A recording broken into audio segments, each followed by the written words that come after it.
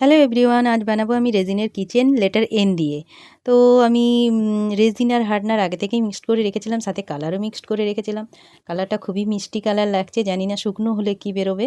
তো আমি এনের ওপরে আর নিচে এই কালারটা দিয়ে দিচ্ছি, আর মাঝে দেবো ট্রান্সপারেন্ট। একেবারে ট্রান্সপারেন্ট দিচ্ছি না, যে সাদা কিছু পুঁথি মিক্সড করে দিচ্ছি। কালারটা তো আমার খুব ভালো লেগেছে, তোমাদের কেমন লেগেছে তোমরা কালারটা জানিও।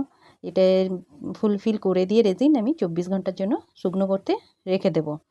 তো দেখা যাক কি হয়।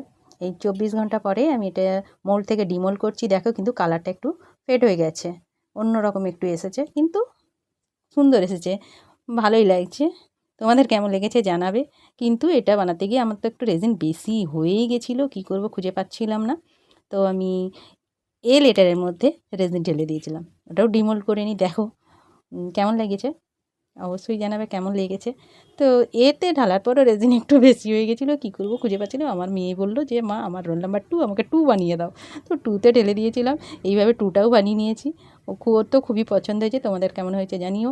আর চ্যানেলে নতুন হলে প্লিজ সাবস্ক্রাইব করে দিও, লাইক দিও, কমেন্ট দিও। এবার নেক্সট ভিডিওতে বলবে কোন লেটারটা বানাবো। Thank you.